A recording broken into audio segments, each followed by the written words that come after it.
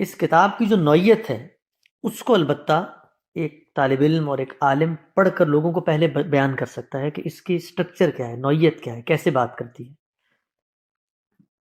تو جن لوگوں نے اس کو پڑھا ہے، اس پر غور کیا ہے، وہ اس نتیجے پر پہنچے ہیں کہ یہ نظم نہیں ہے، یعنی پوئٹری نہیں ہے۔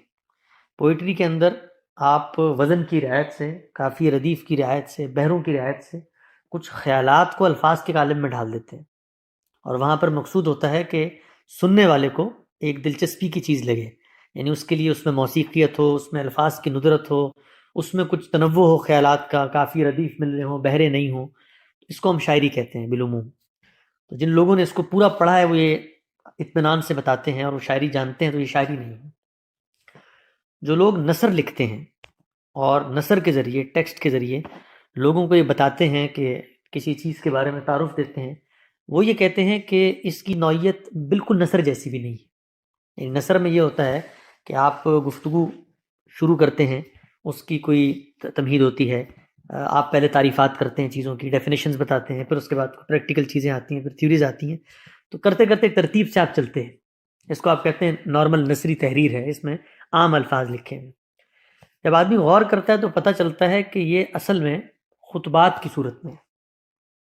یعنی ایک خطیب سموی، سما کہتے ہیں آسمان کو، ایک خطیب سموی آسمان پہ بیٹھا ہوا لوگوں سے گفتگو کر رہا ہے۔ تو جیسے ہم نے کہا خطاب، تو یہ نہ شاعری ہے نہ نثر ہے، یہ خطاب ہے۔ خطاب ایک اور صنف ہوتی ہے کلام کی، گفتگو کی۔ وہ صنف کیا ہوتی ہے؟ اس صنف کے اندر آپ موقع کی رعایت سے گفتگو کرتے ہیں۔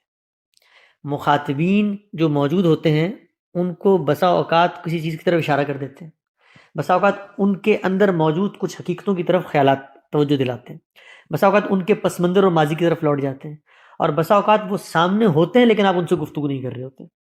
تو یہ خطبہ ہوتا ہے، اس میں التفات ہوتا ہے، اس میں اعراض ہوتا ہے، اس میں مقدر سوالات جو ان کے ذہنوں میں ہوتے ہیں آپ ان کو خود بخود ایڈریس کرنا شروع کر دیتے ہیں، آپ ان کے کسی سوال کے جواب میں کوئی وضاحت دے دیتے ہیں، تو اس کو کہتے ہیں خطبہ۔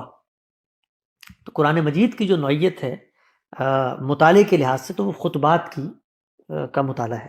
اس میں اللہ تعالیٰ ایک قوم سے نبی کے ذریعے مخاطب ہو رہے ہیں، اور وہ جب مخاطب ہوتے ہیں تو اس قوم کے حالات اور واقعات کی رعایت سے اس سے گفتگو کرتے ہیں۔